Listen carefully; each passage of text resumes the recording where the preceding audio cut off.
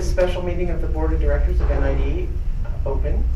We will be hearing a presentation from Dustin, and who will give us a workshop on Props 218 and 26. So we'll turn it over to you, Dustin.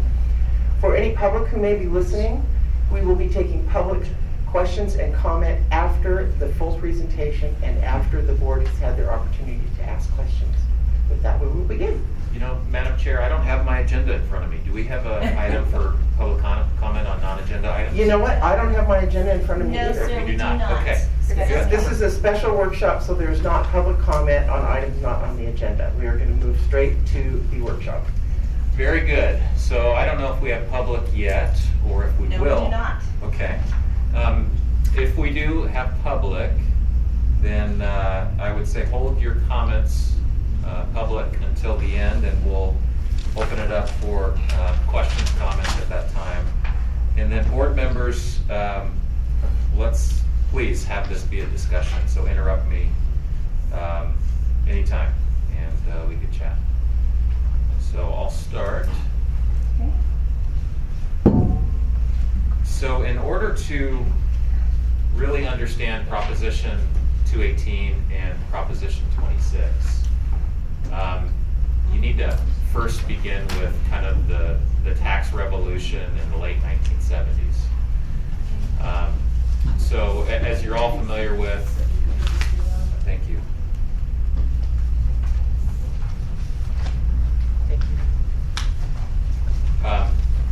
Prop 13 in 1978 imposed some pretty significant changes in real property taxes and assessments, and limited ad valorem tax to 1%. It fixes the assessment date and so on. And then the next year, following Prop 13, was Proposition 4, which then limited how quickly you could grow your spending, your appropriations, as it's called in the Constitution. So this obviously put severe limitations on the ability of special districts to utilize ad valorem taxes. I don't know this for sure, but I'm pretty confident in saying that it's NID probably had an ad valorem rate at that time. That is that your fee to the district was so many cents per $100 on assessed value. Right. Mm-hmm. Just I think that's probably like true. the fire districts were, they set Yeah. their own rate. Yep. Yeah. Very, very common, and as I said, I'm pretty sure the district was, its revenue source was that way. So obviously when Prop 13 and Prop 4 comes along, that practice was instantly no longer viable. So it shifted to then a fee-based type revenue source, at least predominantly for the districts. And you could see in the 20 some odd years, approximately 20 years, in between Prop 13, Prop 4, and Prop 218, there's a body of case law kind of starting to define what is a tax that's subject to Prop 13, and then what are fees and assessments and things that are not subject to Prop 13. And the body of case law that developed created a pretty big loophole.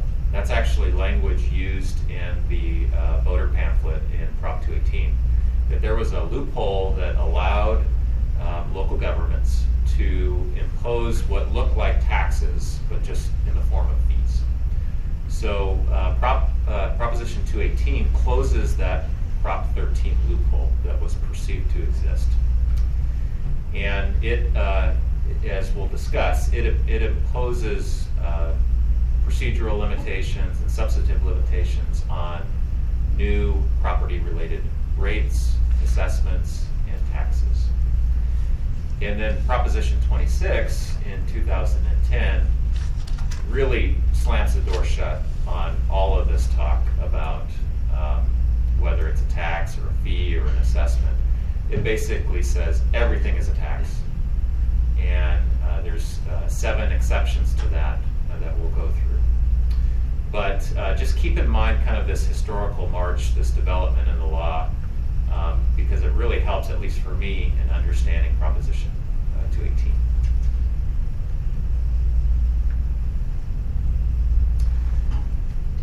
Okay, so as I said, Proposition 218, it has kind of a procedural arm and then a substantive arm. It's housed in the California Constitution, Article 13D, Section 6, and it's titled New or Existing Increased Fees and Charges, Procedures and Requirements, Voter Approval. So I don't know if you remember, as part of your public hearing for, I guess this was last year, with our last rate change, there was a comment from the public, they were confused about where they were at in the Constitution. Proposition 218 is more than just fees, limits on fees. It also imposes limits on assessments and taxes. What the district is contemplating as part of this new rate setting process is exclusive to the fee portion of Proposition 218. And that's in Article 13D, Section 6. If we were talking about assessments or a tax, we are not, but if we were, we would be in different sections of the Constitution. So if the public is interested, or you as board members are interested in actually reading this language, I believe it's provided to you in your agenda packet, and then it's also referenced here on the slide. So And- this is a technical question, but fees, water rates don't sound like fees. Water rates sound like Pay you're for selling a service. commodity. Yeah. Can you explain the legal, oh geez. There's always one of those, isn't there? There's always one in every crowd. Sorry. Everyone turn your cell phones down, please. Sorry. So, What was my question? Oh. Yeah, what was your Express question? explanation between water rates fees and paying don't for a sound like commodity. a fee, they Yeah. sound like a commodity, right? we're going to get into this further, Okay, but okay. you know, at first it was unclear whether, because Proposition 218 applies to property-related services. Well, Okay. what does that mean? Right. So it was a little bit unclear immediately after 1996, when Proposition 218 was passed, whether that was intended to apply to water service or not. And ultimately, there was a Supreme Court case in about 2004 that answered that question and said, yes, water is a service that's a property-related service. It's interesting, a capacity or connection charge is not a property-related service. So when the district is setting a capacity rate or a connection charge, there's a different set of law that around that rate setting event. And on that subject, we talked about that just recently about capacity fees, but they hadn't been changed. Yes. So are they, lost my train of thought again. So do they still fall under the, you can't charge more than the cost of service? Does that rule apply to capacity? It's really an assessment of what it costs to buy into the system, so to speak, or to develop new capacity. There's a different approach depending on the agency involved, but it is indirectly tied to the cost of service, because if you're a really large development, say coming into a water provider NID, we would look at, okay, what is it going to take to develop the capacity to then serve this new large development? And that may mean a new treatment plant, that may mean upsizing, that may need acquiring new water rights or expanded water rights. So it would be kind of tied indirectly to the capital cost and then ultimate cost to serve. But it's not Proposition 218. Okay. Where it's very highly structured both in process and substance. So we will also talk about, so what is a property-related service? Water is, sewer is, electric is not. I was just gonna say, what about electric? I don't know why. I think it's because PG&E has very good lobbyists, Yes. perhaps. But again, Proposition 26 somewhat ended this, because it basically said, if you're a state or federal, state or local agency, and you impose any kind of exaction, it's a tax, unless it fits within one of the 7 exceptions, which we'll get to. So because we are a sub, well, not sub, Local government. local government, right, we fall in that category. Because we're a local government, we provide water service, we're subject to 218, and because we're a local government, in period, we're subject to Proposition 26. Okay. So Dustin, the 218 in your beginning slide was passed in 96? Yes. Wow, okay, so I thought somehow this was like in the last 10 or 20 years. And each of those were voter initiatives. Yeah, So, you know, I get to say this a lot. If you don't like Proposition 218 or oh no, I procedure understand, I understand the involved, remedies. we Yeah. as California voters are to blame for Yes. that. Right, I get it.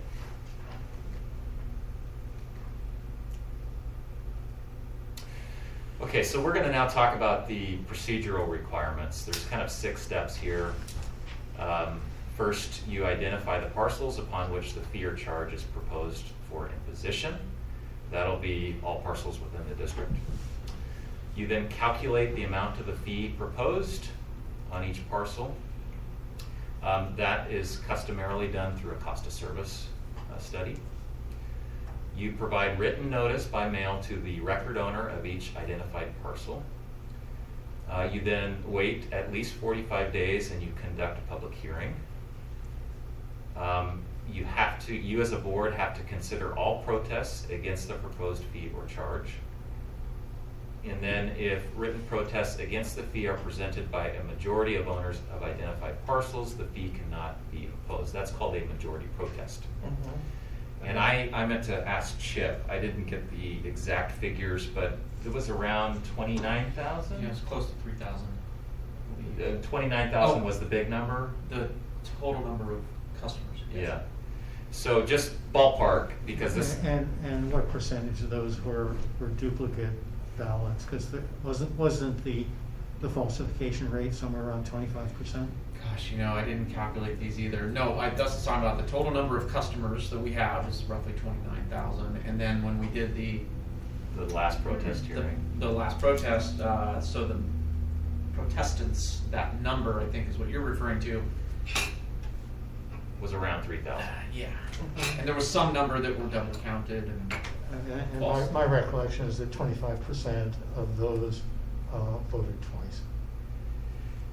I don't have that. Yeah, there were some. Do you know, Chris? That's I pretty don't high. off the top of my head. If I We remember- we'll grab Chip. Yeah, we'll look and into that. We have those numbers. It was a substantial number. Yeah. So- I'm wondering if we can have a copy of this. I like to Yes, take that's- notes that's as we're good. going through. Does anyone Sure. else want I a copy? think- Did you print it off? No, Would you like me to have this it? is the Yeah, same please. presentation Yeah. that Dustin did so generously 2 years ago. Last year. I haven't seen a word difference. Yeah, it's very similar. The Well, law has- that's law hasn't great, but- You'll changed. have those momentarily. Oh, Thank you so very much. Thanks. So Dustin, so the number is 50% plus 1?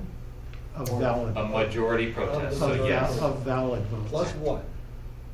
Yes, 50%. exactly 50% would not be a majority Right, protest. so 1. 50% And, plus and So- one. and that's of customers. So Right. we send it to customers and we send it to parcels out of an abundance of caution. Yes. But the only votes that count are actual customers. Yeah, so I have a slide on this, but let's say Okay. the number's 29,000. That's the number of parcels that we send notice to. But we only receive 100 protests, or we receive 100 responses back. Yeah. And of those 100 responses, 51 have protested. So it would be a majority of the 100 that have responded, but it would not be a majority of the 29,000 Yeah. notices that we sent out. Correct. So it has to be a majority of the 29,000. Yeah. You know, cast your net wide enough. Yes. Majority of total customers of the district affected by the rate. Right, so, last time around, people were tabling at farmers markets in Placer County Right. to get them to sign protests, which is not useful. Well, if they were customers in Placer County, I mean, If they were customers. yeah. I mean, just signing a. Just signing like a petition is Petition, not. no. Which is what was happening. And that's where we had to verify between the Yes. protests, we verified that that particular person who signed the protest was actually indeed a customer. customer, then it was counted. Yeah. If that protest, if that Understood. person did not have an account, it was not counted. So it was a two-step process. We did a rough cut. Mhm. It was Yep. clear that the number of protests fell short, assuming that they're all valid. It doesn't matter at that point. And at that point, then staff could take their time and verify one by one. That's right. To find out what the actual count was. Yeah. Now, I don't think that actual count has ever been reported at the board. I think that should be reported. I'll look back on that. I do remember hearing the numbers. I remember hearing it Yes, I do too. anecdotally. I don't remember it actually officially being I think that's reported to right. the board. I That's mean, it was clear on that day that it was way short. Even on the soft count. Even on a soft count. So let's dive into some of the procedural requirements a little bit. First, identifying the parcels. This is fairly straightforward usually. It'll be easier this time around, I would say, than it was last time because staff has recently Mhm. gone through the effort. Right. But the complexity here is that the fee is based on customers, not necessarily on parcel ownership. And for legal reasons, we send the notice to both the record owner and then to the occupant, the tenant, so to Mhm. speak. And there are legal reasons for doing that. We will do that again the next time we go through this process. But that can be quite of an effort for staff. I think we're probably pretty good now, having done this so recently, but yes. I have a question. So if the owner does, say both the owner and the tenant submit a thing, a vote, A protest. a protest. Only one And counts. so you say, okay, well, this is a tenant, get rid of, let's use the owner. But if the owner did not, if only the tenant submitted it, does that not count? No, we would count it, It would count. yeah. But there was a situation that came up, mobile home park over by the fairgrounds, 300 tenants. But it's 1 meter, 1 customer, it's 1 charge. Mhm. They sub-meter. in And it's there, one parcel, I and- believe. And maybe 1 parcel. So that's 1 protest, Yep. Yeah, Right. not 20 not 200. Right. or 200. Which I think might be one of those loopholes. I mean, each one of those people are paying for service. You know, it seems like But they they're- should. They're only paying 1 NID bill. you know, They're only paying one NID bill, though. And that's- We don't know what How that's that being master apportioned. meter is, they're paying Yeah, to we that don't know. master meter holder, right? Mhm. We don't know that. Well, in that particular park, every unit is sub-metered. So they have a master meter and then a sub-meter. And the mobile home park figures out what the individual mobile home owner's part of that overall bill is. So isn't that the same as mutual water companies? Yes. I think so. Yeah, because I ran. You've got one in your district. Yeah, and they were all gonna sit there, all 21 of them were gonna sit in their protest lounge. Right, and that was moonshine or? Yeah, they were. But it's important to recognize them as we enter into this process and educate that is a one One vote, vote. one protest. That was confusing for a lot of people. Yes, it was. I can understand why it'd be confusing, because For sure. the truth is, if the rates go up X% to the master meter, that's gonna be passed through to the 21 members, Because here we are so. just talking about tenants, and they can see themselves as. That's right, well, tenants. So, of and in course, fact, they so- are tenants. They are, yes. So, we it- need a clear. It is confusing, and, Anyway. For notice and voting purposes, we look at the parcel. So you've clarified what the law requires. Yeah.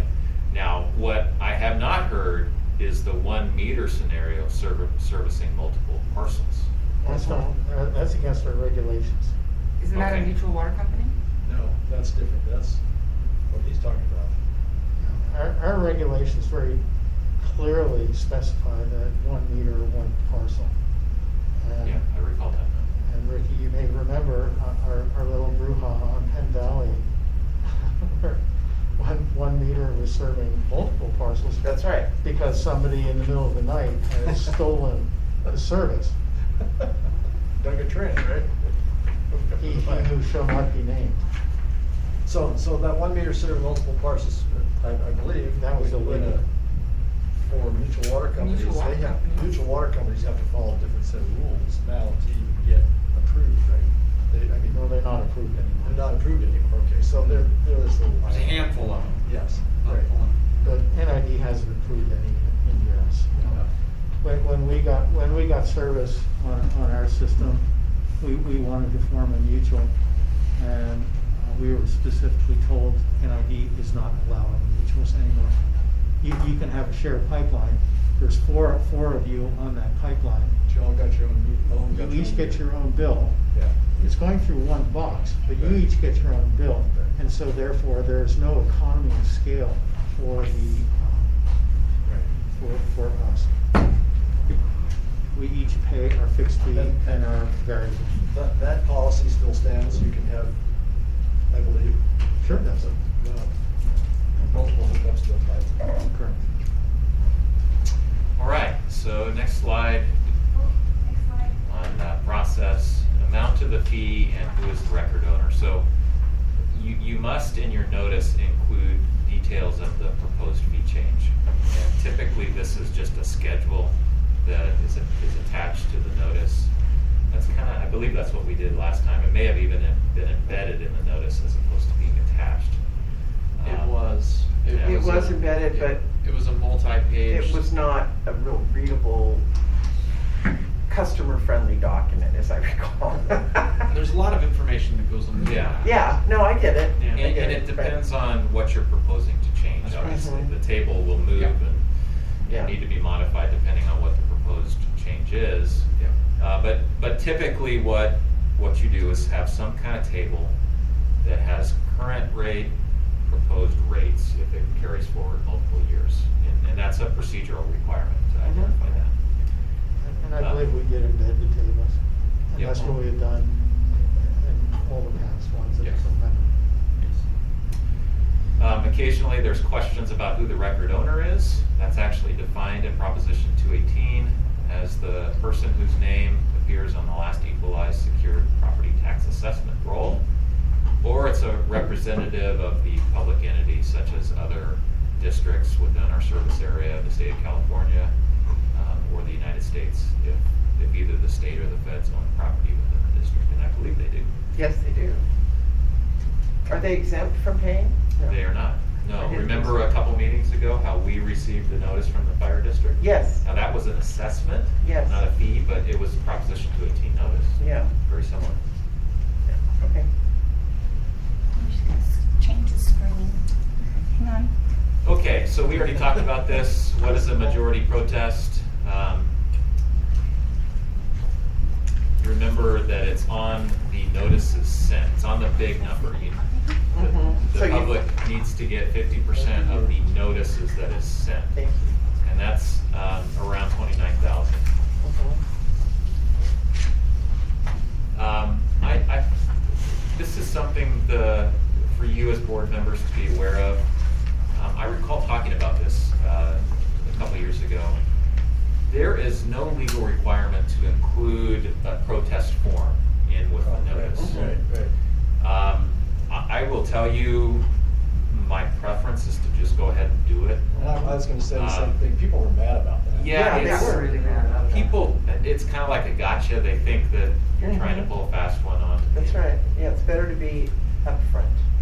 So it's really easy to do. It's you have your notice, you have your schedules, and then kind of towards the end, almost like a tearaway, you can Mhm. have a little protest Sign form. here and send it. Yeah, and Right. there's some requirements. You need to have your APN, your address, so that we can verify that you are who you are, and we can verify there's one protest per parcel and so on. But it's pretty straightforward. This is another thing, a resolution setting forth protest rules. Somewhat surprisingly, there is not a lot of law on conducts the vote. Oh, we had a lot of griping about that too. Mhm. Yeah. That process. So what I have done in the past is have the board consider adopting a resolution, even before you send out the notice. That way the rules, you set out the rules are set, you then Mhm. follow the rules as you go through your process. That way there's no complaints from the public about, it's kind of this allegation you're making it up as you Don't count on go. that. So we counted them ourselves, and I think one of the complaints was that the county should be content. I think we ended up having the League They of Women were- Voters. We had the county, we had County. League of Women Voters, Yeah. we And we had had the other news people come in. media, we had our staff. Yeah, we We did had have poll video. watchers, so to The speak. county actually was counting. Counting. The women voters observed. And it was videoed, we had, What's an so the example? public can watch. What's an example of, so protest rules, that, okay, all right, protest rules. Yeah, I mean, so for example, what are we gonna do if, the owner says yes, the tenant says no? Got it. Who pays the bill? Yeah, who pays the bill? It reverts to the law, right, of 218. But Then it 218 goes to doesn't the answer owner. that question. No, 218 doesn't So answer. this is trying to fill in the gaps of what 218 doesn't answer. And I would say, if the board were inclined to do this, it would look a lot like what we did last time, just putting it in writing, making it formal.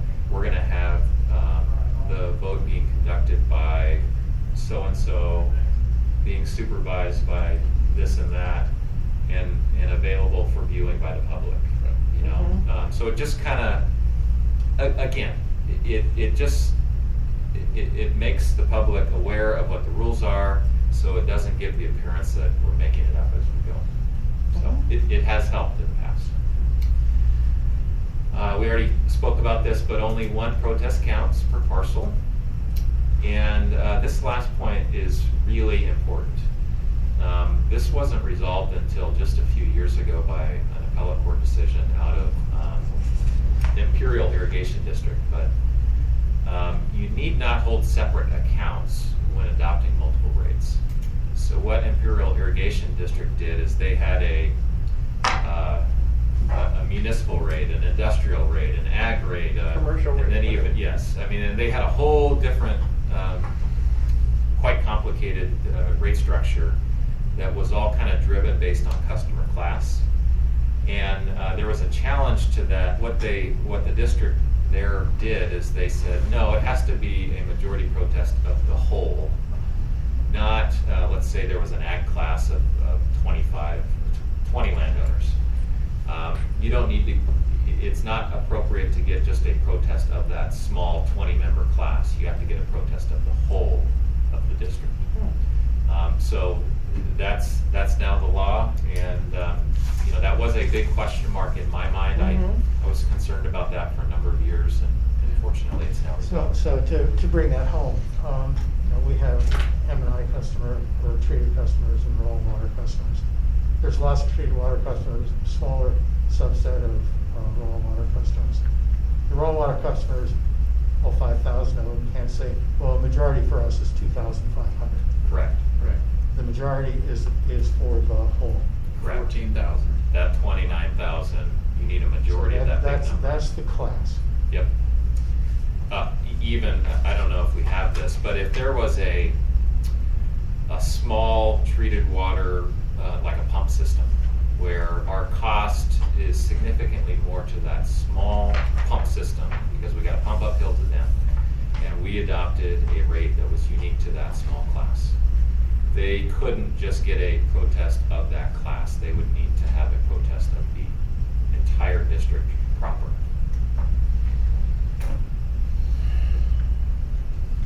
Did you say that this issue that we just discussed, that was settled in state court, or? Yes, it's an appellate court decision. It's called, I believe, Morgan versus Imperial Irrigation District. Okay, so moving from the procedure of 218 now to the substance. And this is where, frankly, most of the case law and the dispute comes about. So there's 5 general requirements here. 1, revenues from the fee must not exceed the cost of service. 2, revenues from the fee must not be used for any purpose other than that for which the fee is imposed. In this case, that's water. 3, the amount of the fee must not exceed the proportional cost of service attributable to the parcel. 4, fee for service must be actually used by or immediately available to the owner of the property. And 5, no fee for general governmental services such as police, fire, or libraries. So we're going to dive into these a little bit.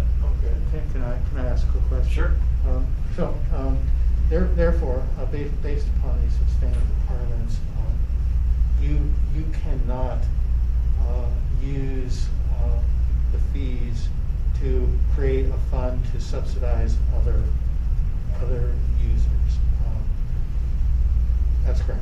That's correct. Particularly when the fees that are charged don't cover the cost of service anyway. Yep. Yep. You cannot carve rates money out to create a fund to provide even further below cost of service. Yeah, well, and we'll get into this, but you're right. Water rate revenue can only be used for that enterprise. For providing the service. Yes. You cannot, now, hydro, property tax, lease revenue, concessionaire revenue, that has less strings attached, and you could pull that into water to subsidize, but you can't go the other way. You can't use water to subsidize recreation, as an example. Okay, cost of service limitation. So the Proposition 218 says you can charge no more than the cost of service. But amazingly, you are not legally required to do a cost of service study. But when you're challenged, you gotta have But something yes, to back exactly. it up. It's- Sure, that's a good idea. Good idea to have one. I would be apoplectic if you didn't do that. I don't know what the word is. I'll We bet. need a cost of service study, What even does though that it's look not like? legally Looks like required. that. I don't know, I don't like, I wanna see it. It's like, we Yeah. don't unsee it. Don't want to see it? No, we don't want to. Highly recommend. You can rely, so there's some very good kind of source material out there for rate making principles, and yeah, there you go. So just keep in mind that you can rely on those, but they are not a substitute for what the Constitution requires. And there's actually a case where they used the N1 manual, and the judge found that that was not appropriate, legally appropriate. I'll dig into that a little more later. But I would say in general, you can still use that as a source, rely on it, but you still need to keep in mind at the end of the day, we've got to comply with what the Constitution says. Occasionally, there's a dispute as to what the service is being provided. And this frequently comes up if your rate is going to support debt service or to build reserves. Or fire hydrants, like in the case of Yes. that one fire hydrant. Slightly different issue, but related. Oh, okay. But the cases say that that is appropriate, that is, having a portion of your fee go to debt service or a portion of your fee to build reserves, that is the cost, that is a service that is appropriate. Well, it is appropriate. Yes. It's been defined. Yep. Up to a point. And what about, so you said reserves, O&M? Same. Same. That's, Okay. yeah, it's different. I would think so, but. Now, your question about the fire hydrants. I know it's a recent thing, so. Yeah, that I was goes curious. back to item 5, no fee for general government services. So Ah. you cannot include police, fire, libraries in your rate. But we fund hydrants out of capacity. But fees. hydrants, yeah. Yes, we Right. have, But I just remember, I brought it up because it was an interesting question. Right, that's one I'm all. and that's And it's a we- matter and of we don't public fund record through that rates.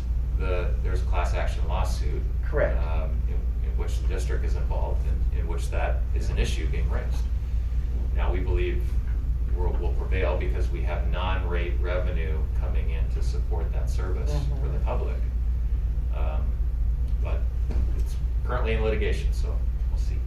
But there's also fire service, right? who provide a fire service to a home, right? So, Title 24, we build a home, you have regular consumptive service, and then there's fire. There's a dedicated fire service to a parcel. Is that included in this? Run the question by me again. Yeah, say the So- question Like again. internal sprinklers? Yeah, you're Yes. talking about sprinklers in the Internal house. sprinkler systems that are sitting there in capacity. That's a building code though. Right, but we do supply it. Mhm. It's a fee, it's a service provided. You mean we supply the water Right. for the fire Yes. suppression? Yeah, but it's not different, the water isn't differentiated, it's an amount of, a block of water that then the customer allows. Utilizes, right, Yeah. but I mean, in relationship to fire. Are we it's- metering? Under your example, that there's a house on fire, their sprinklers go off. Sprinkler goes off. Isn't our meter That spinning? meter starts spinning. Yeah, And that's okay. There's a fee for that. Yes. Yes. That's okay. Okay, good. But we are not currently charging. The same with, when the big fire goes through and everybody turns on the fire hydrants, I mean, there's a lot of water goes out there. Right. But who pays for it? That's on the hydrant, I'm thinking specifically to Yeah, a you're parcel talking about- home. Yes, right. Well, Yeah. Many parcels have 2 meters. They have a, Yes. a home use meter and then. 2 they have- accounts. They have a fire meter, so Yeah. there's actually 2 service connections. Oh, really? Yeah. That's Really? that's And I that- think that- that's But- new. I But didn't what, know that. some years ago, we Yeah. we went through this issue, and so what we decided at that time was that when a home is required to have 2 meters, that we would only charge 1 capacity fee. There you go. So- I'm one of those. I have 2 So accounts. the idea is, you've got your second meter set there, and hopefully you will never use it. Right. And it's there, so it's not really putting a stress on the system, because that meter is used rarely, if ever. Ever. And so it does not truly add to the cumulative demand on the system. Right. So is that meter, is that required by the district for the purpose of metering fire water? It's required required by by county code. building. Building code. Building code. The second meter is? Yes. Yeah, so, Okay. for instance, me, I have 2 treated water accounts on an ID. I have my regular consumptive account that I pay my bill to, and then right with that on a monthly bill, I have my fire meter. Do you have to pay anything for I it? pay that too, right? But So who's those are responsible 2. for maintaining that meter? You wanna make sure that if you don't use it for 10 years, that when you do need it, it Well, works. that's a maintenance thing, but I was just Who maintains questioning it? Who maintains the it? relationship to the rates and that particular. Well, the district is Faction. responsible for maintaining it. Yeah. So it would make sense, It's that's the- what that but what money we goes don't do for, is we that's don't essential. collect District's meter, yeah. capacity fee. I mean, it's a fee. It's certainly a service fee that a customer pays. Yeah. It's very nominal. It's So- nominal, compared to the capacity fee or the connection fee. Correct.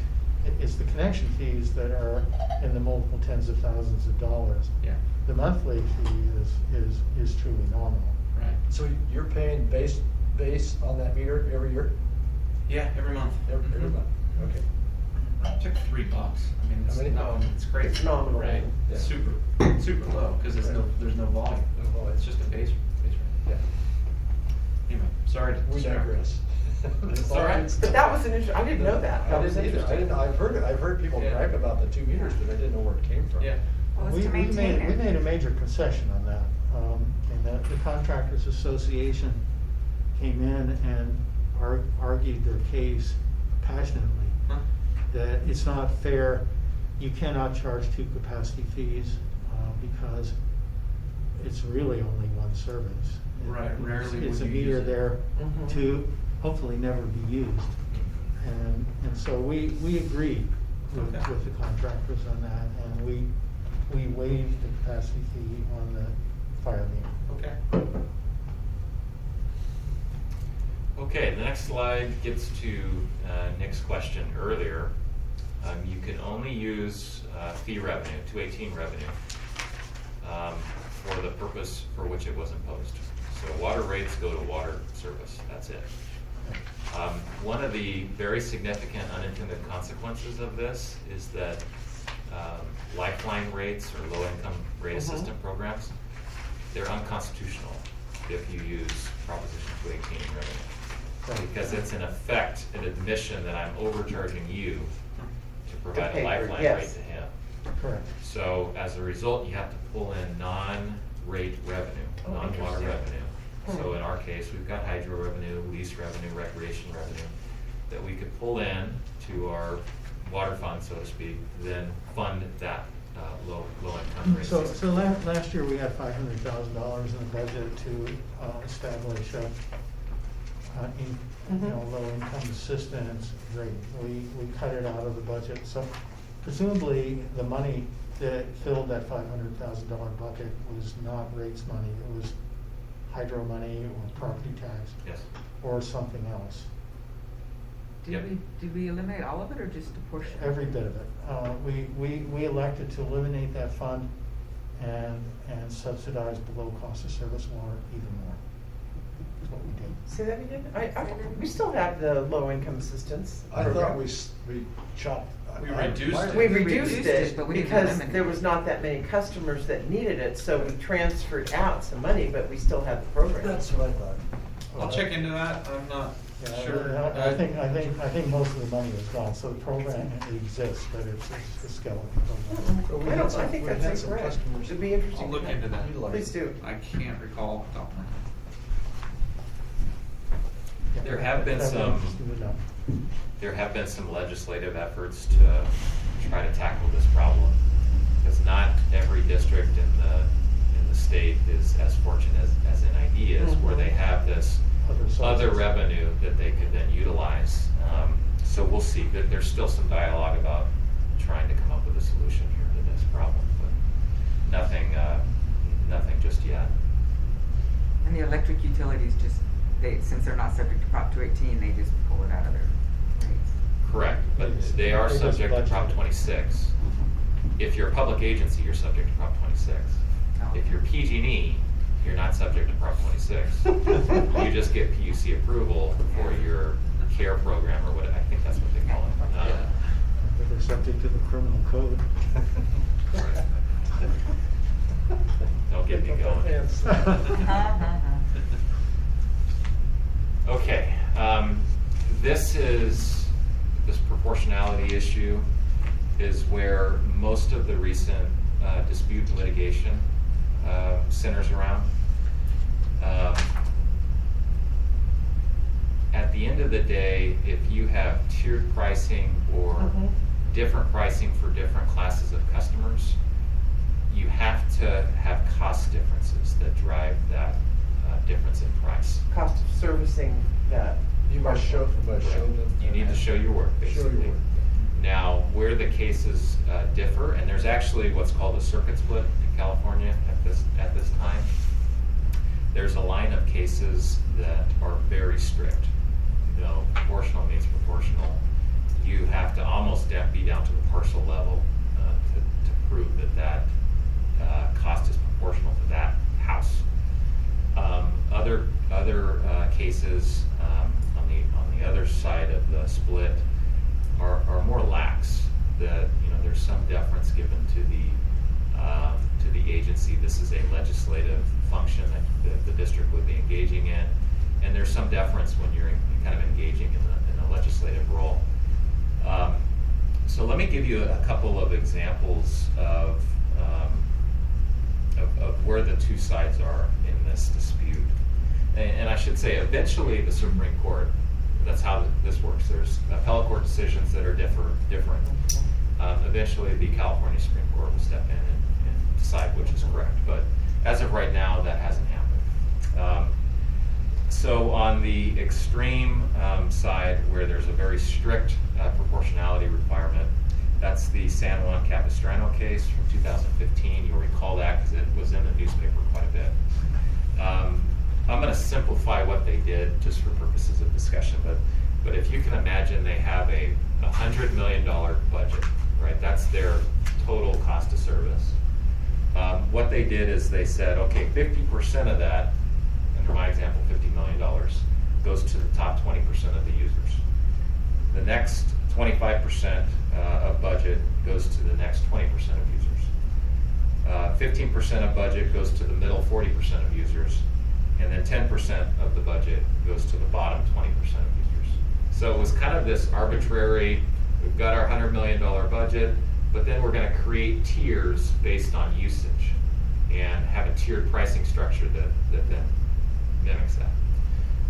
And the court said that's not appropriate because you didn't demonstrate, as an example, that the top 50% of your budget goes to the top 20% of your users. Mhm. You didn't Okay. show us how the cost drove you to that conclusion. So obviously we're not going to do that, but there's some language in there that would make you think that judge at least would be very strict on this question of whether you've demonstrated proportionality. Let me now give you the other side of the example there. This was a case, I think it's called Griffith. It was in Monterey area, Pajaro Valley. The district there wanted to impose a groundwater augmentation charge. So the service was bringing in a water source, either direct recharge or in lieu recharge, I'm not sure which it was, but it was a groundwater augmentation. Everybody in the district paid the groundwater augmentation charge, but not everybody in the district received the surface water source. So there was a challenge to that, saying, from one of the landowners saying, hey, I don't actually receive that surface water, yet you're charging me as if I do. That violates this proportionality requirement.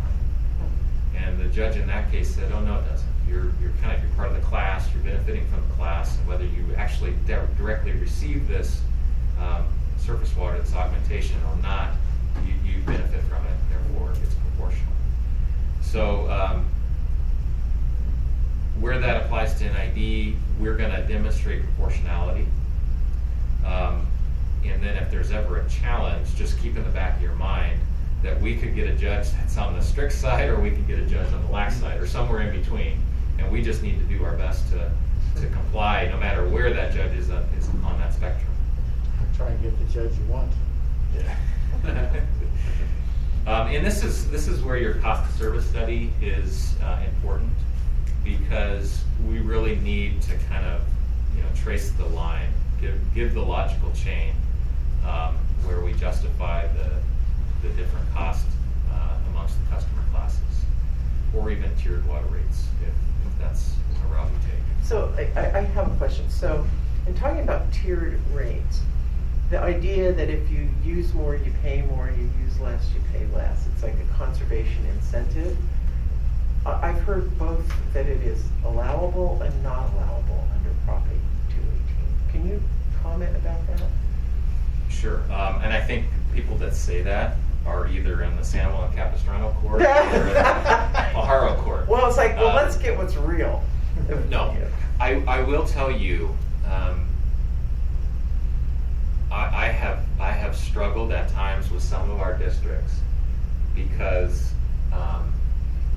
many in Northern California have essentially free water. Mm-hmm. There's no marginal cost.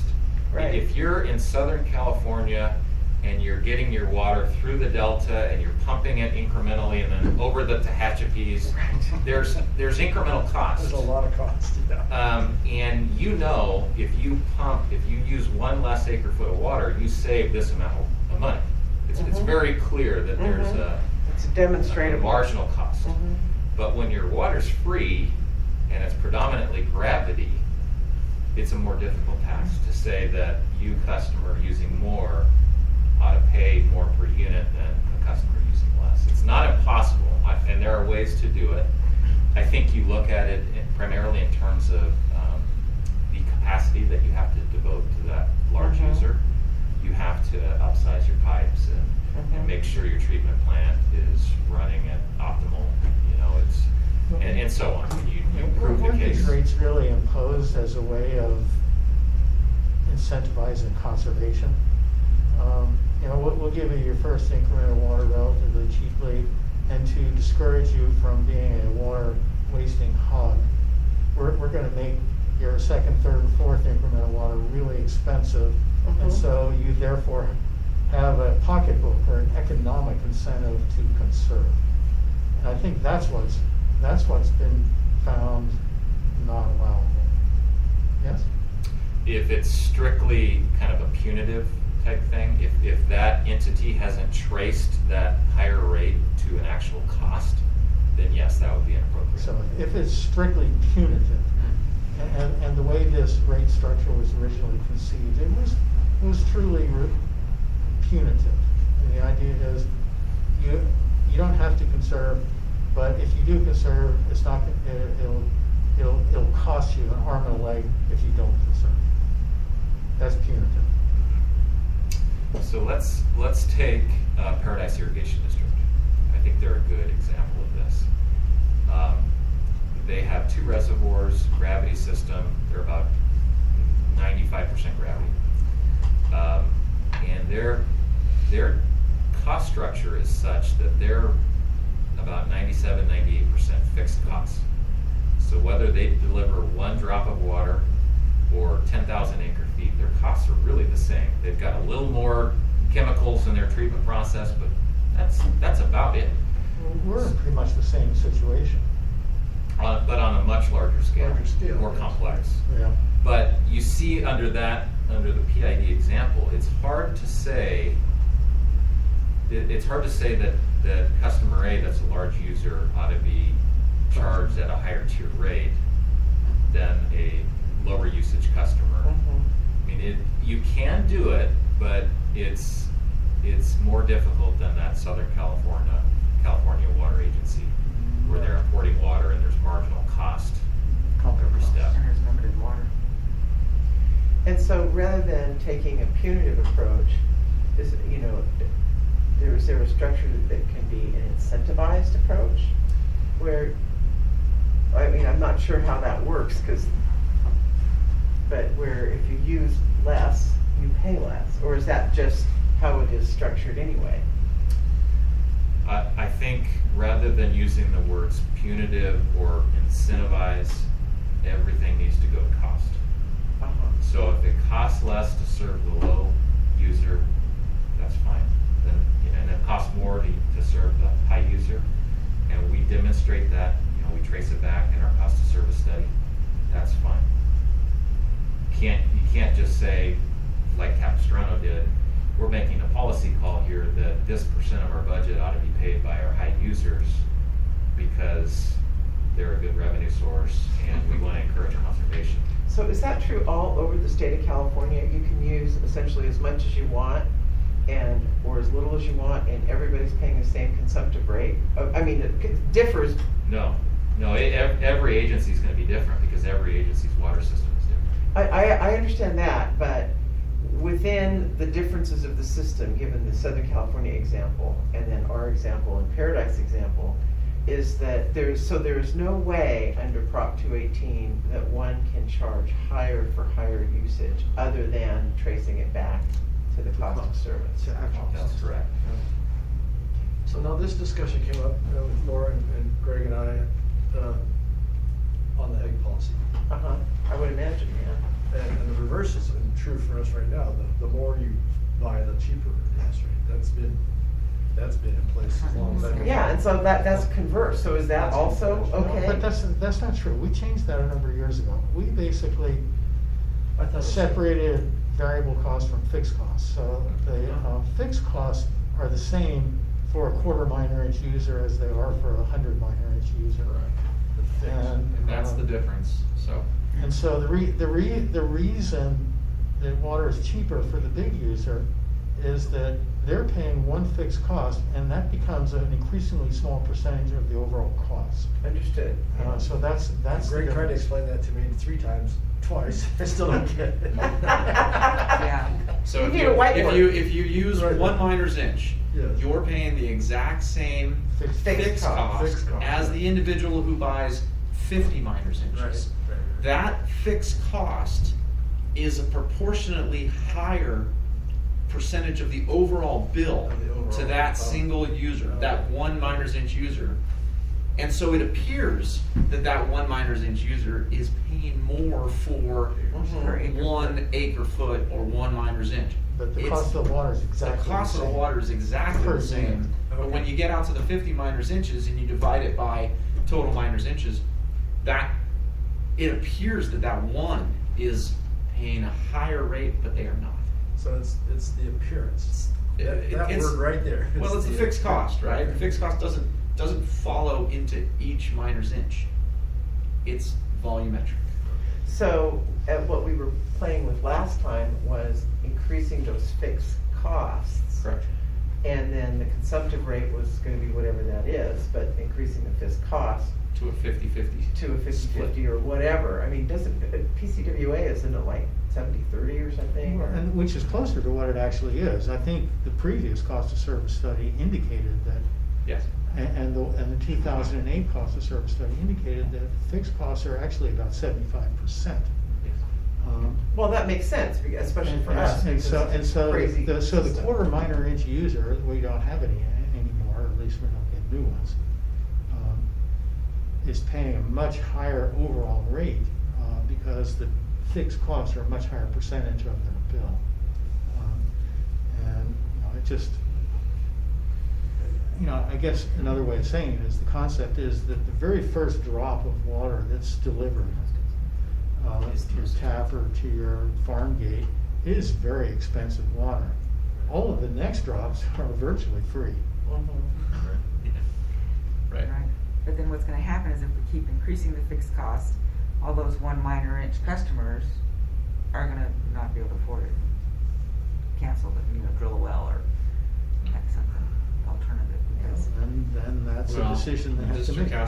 has to account for those They, those volume, that's an those economic fixed costs, decision they have to make. one way or another. We have to look at it. Because remember back to that whole cost of service when we talked about that $3 million loss that the district observed back during the drought years? Yes. It was the reduction of revenue. It wasn't necessarily, it was a loss, but it was a reduction of $3 million in revenue due to conservation. That was the volume cost Mhm. that was projected to be a revenue source, but it was lost due to the 25% reduction in volume. And so that's why the request or the recommendation of the cost of service study was to get your Increase- fixed costs in there so that you can cover your fixed costs and you're not beholden to the volumetric price and Mhm. fluctuations. To the wet and dry year There you go. syndrome. Right. I mean, we're basically really damaged. Yeah. I mean, the variable cost used to be a much higher percentage of the Yeah. fixed cost.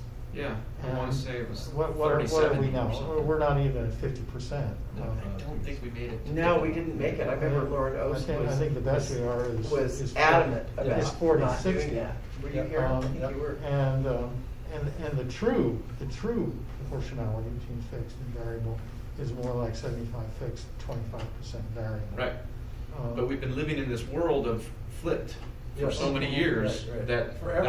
that was a lot of the drag last time this came around was getting that pump Mhm. up from the fixed to the variable. Right, so I think in terms of our rates process this time around, making the fixed variable percentages more reflective of the true cost is a high priority. And it took the drought for me to get it into my mind that we need to fiddle with that for, then Fixed. we get hit with the mandatory conservation, then there's another issue, but then we at least could smooth that out a little bit.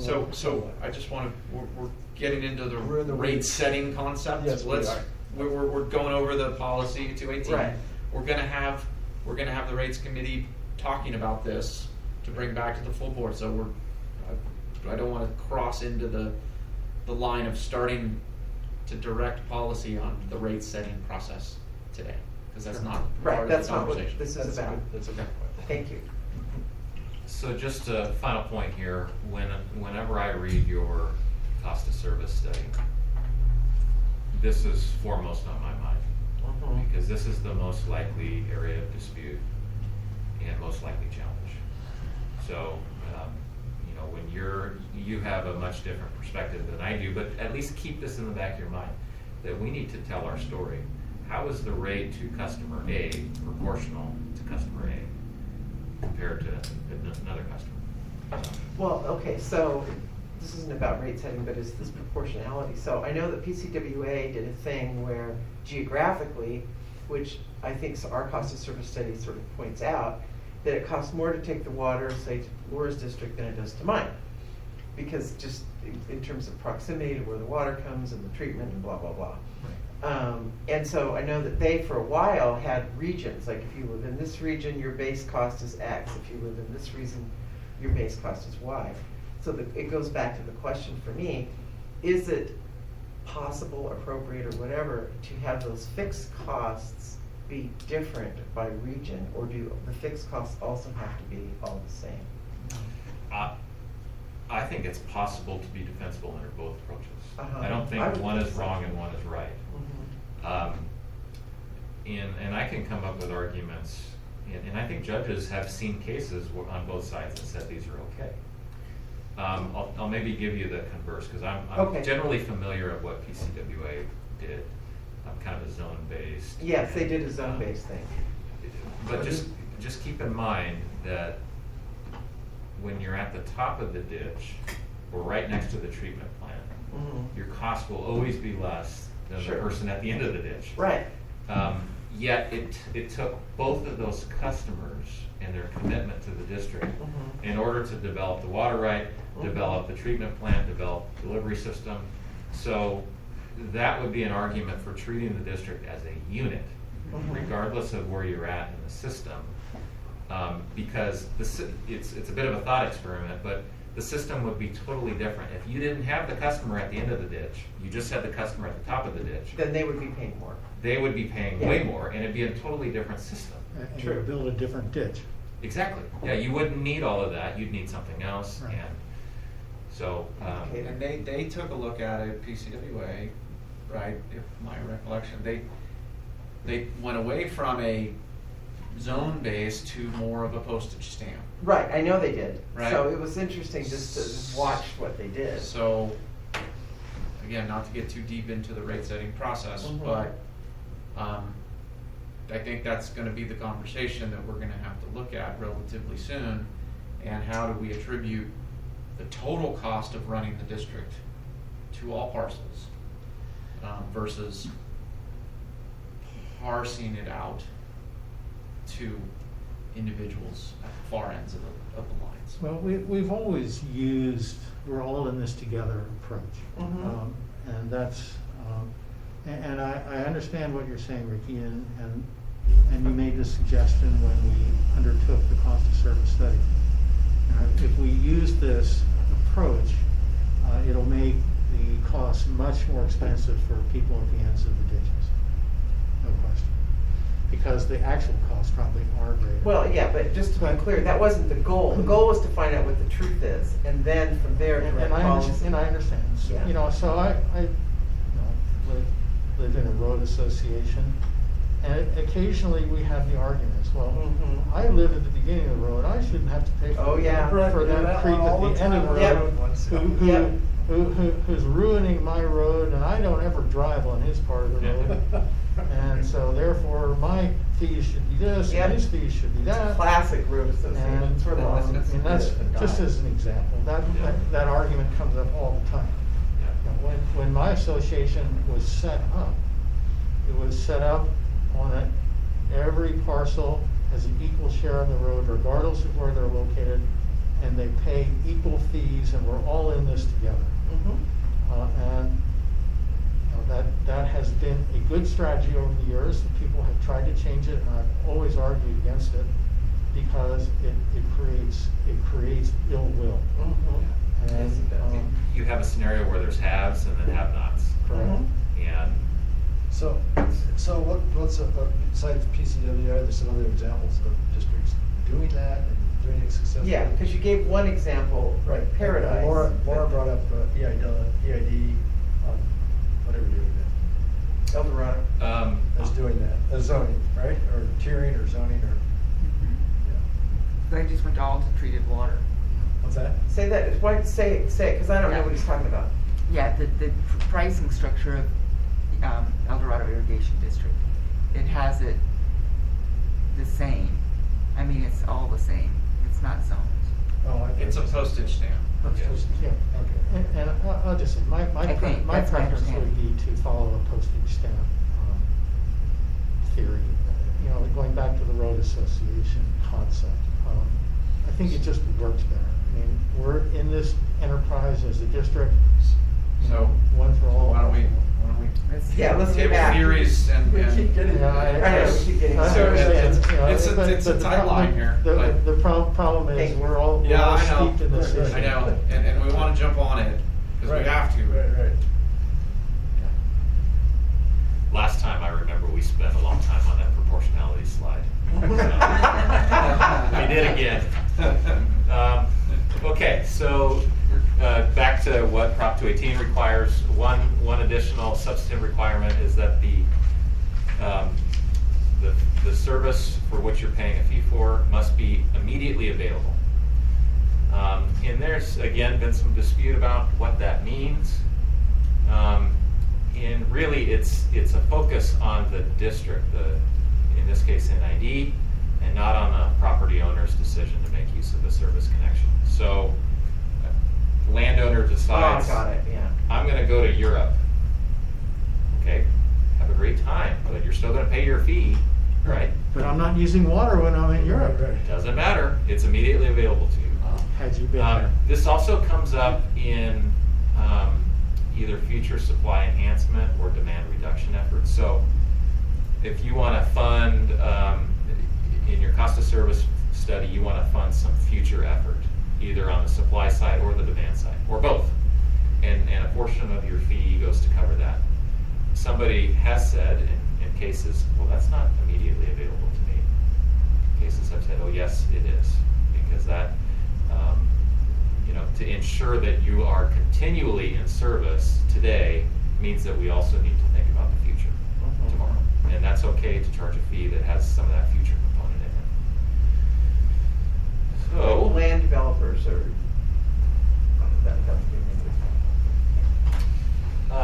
I recall a comment along these lines in our last public hearing.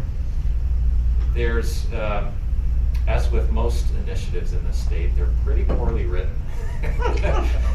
So there's confusion abounds in what is meant.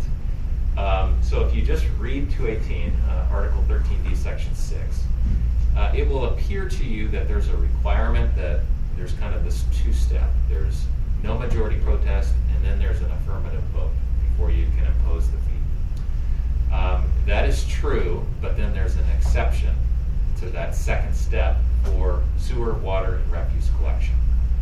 So as I said earlier, where we stand as this district is strictly looking at whether there's a majority protest or not. We do not have to go to that second step and then get the affirmative vote of the customer base, because we fit within the sewer, water, and refuse collection exception.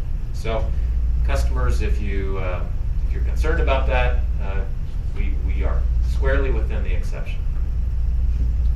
And we had a whole room full of people reading that to us. Yeah. Just said it. Incorrectly. Right. Yeah. Okay, Proposition 26. So again, this was designed to close a loophole. So even after Prop 13, Prop 4, Prop 218, Howard Jarvis and others thought there was still a loophole. And the loophole here was in the vein of regulatory fees. So they're not property-related fees, they're regulatory fees. And those are taxes, you're just calling them regulatory fees. So 26 attempts to basically shut down any further discussion. Everything is a tax, unless it fits within one of these exceptions. So I've hit the first 2 points there. One thing that I think is significant is we bear the burden of proving that the fee is not a tax. So again, this comes back to, we really need a cost of service study, or a recreational fee study, or a dock slip study. I mean, it doesn't have to be a formal study, but there needs to be some assessment in written form. Some real data. Exactly. You can't just say, I want to change rec rates to $100 a person. Okay, well, let's demonstrate how you arrived at that number. That way we have some record showing our homework, so to speak.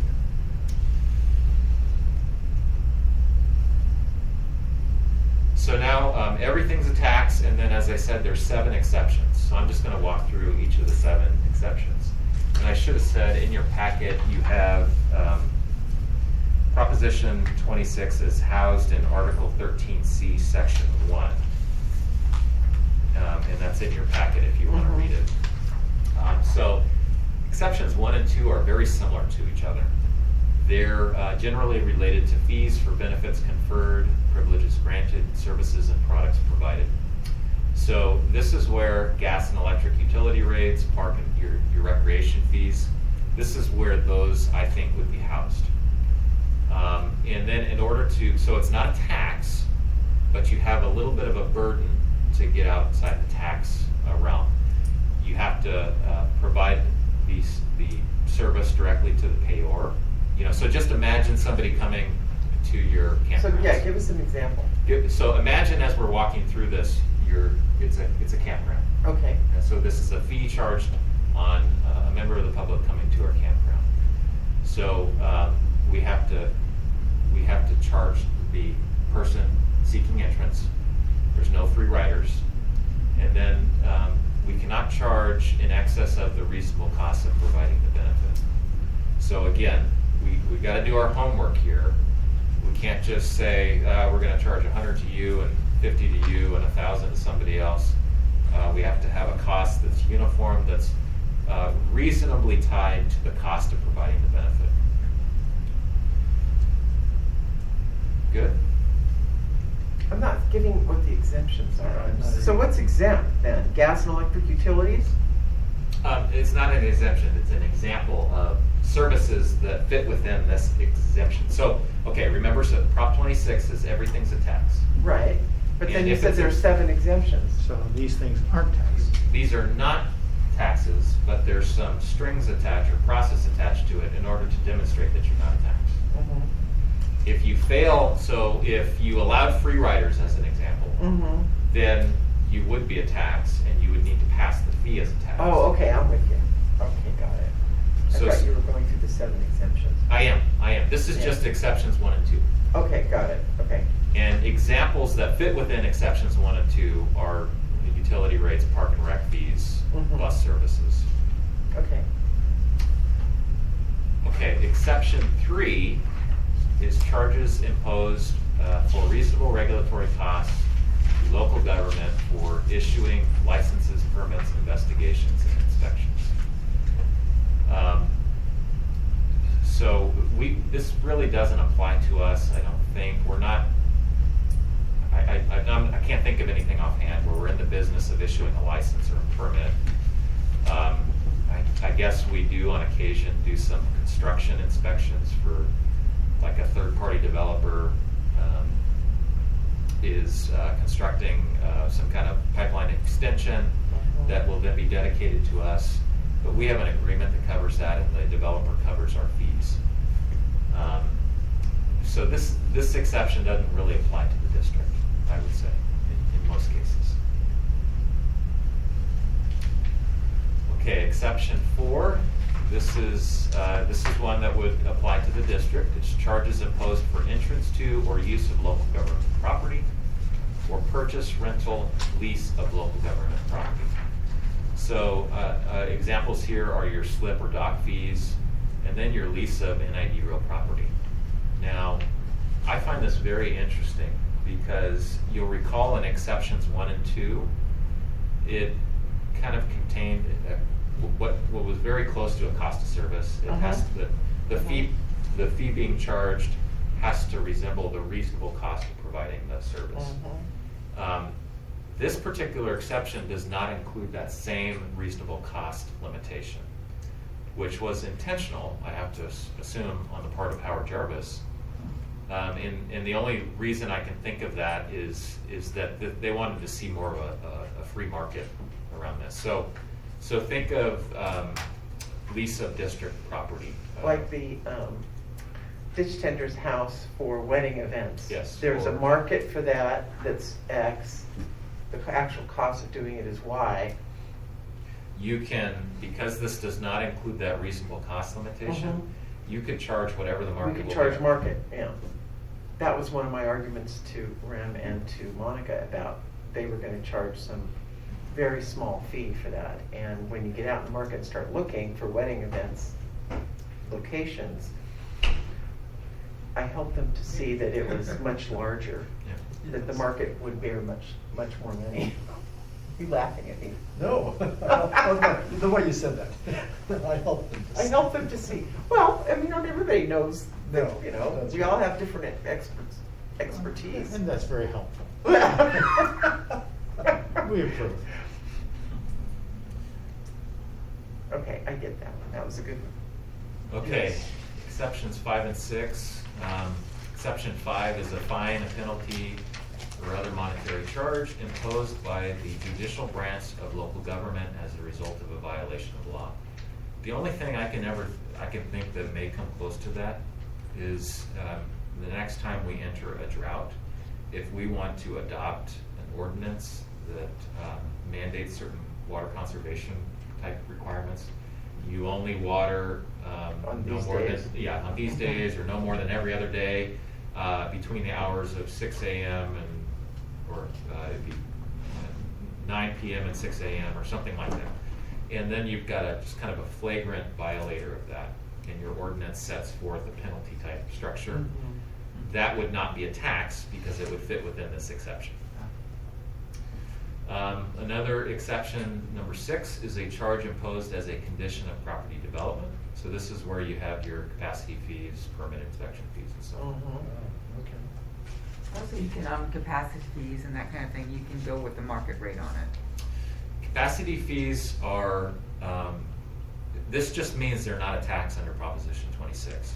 You still have a body of law in the government code that spells out how you pass a new capacity charge and how you determine the capacity charge. So there's just a separate set of laws that govern that. And you have to do a capacity fee study Yep. showing, you know, what the infrastructure costs, you know, what the replacement costs are, and what the actual buy-in is. Need the data behind it. And so we do those capacity fee studies from time to time. Yep. So really, this just means when the district wants to consider a change in capacity fees, we don't need to worry about Prop 218. We don't need to worry about Prop 26. All we need to focus on is what the government code requires for capacity fee changes. Okay, last exception. So assessments and property-related fees imposed in accordance with the provisions of Proposition 218. So, in other words, if you comply with Proposition 218, you do not have to mess with Proposition 26, because by definition, Oh, it's God. not a tax. Now, my second point here is if San Juan Capistrano, they messed up and they were determined by a judge to have violated Proposition 218, that by definition means they also violated Prop 26 because they did not impose a property-related fee in accordance with 218. So you see how kind of one follows with the other. So in our rate setting event, all we need to worry about is Prop 218. And provided we comply with Prop 218, we have complied with Proposition 26 because we're exempt. Because it's contained within Prop Correct. 218. And that concludes my presentation, I believe. Yes. That's a lot shorter than I envisioned. I have a general sort of question.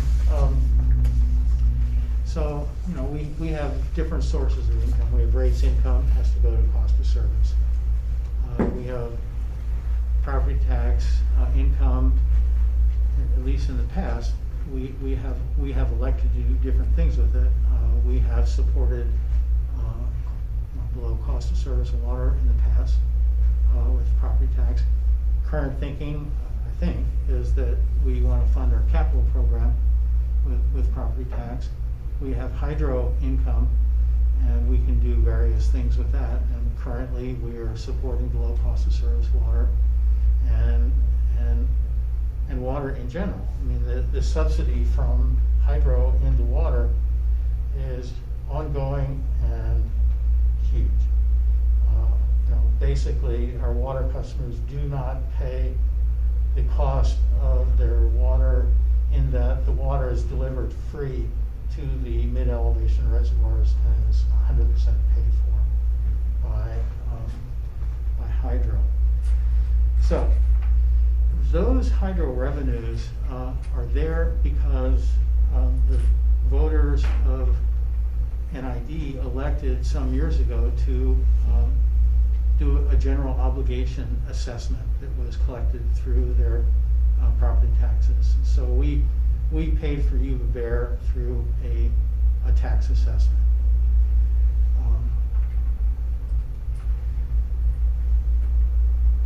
Those revenues, because they were paid for in a general way, can they be dedicated to a specific individual subset of water users? Or do they have to accrue generally to all the users in the district? So I want to, I would want to fully answer your question in a closed session setting. But in general, so what your question is along the lines of what can we do with the subsidy? And what And can't we do with What the can, subsidy? yeah, what can we Yeah. do with the subsidy? And I would just answer in this setting that you have a lot of flexibility Mhm. to do with, as the board pleases. We have flexibility. You have flexibility, yeah. And without But do violating. we also have legal exposure? Oh, yes, yeah. So in other words, if we elect to use hydro funds to subsidize some subset, To those the people, exclusion of others. those people who are not being subsidized are being injured. They're being in a way. injured, yeah. And so do they have a legal case? And that's a closed session discussion. But what I That's hear a you say, closed session that's, discussion. but what I hear you say is that would be legal under Prop 218. I would just say you as a board have considerable discretion and flexibility to do, whatever you deem appropriate with that subsidy. So that really answers, is a huge answer to our question from our meeting. No, it's a, It's a It's a start. start to It's a starting answer. point, yes, because we didn't have a starting point.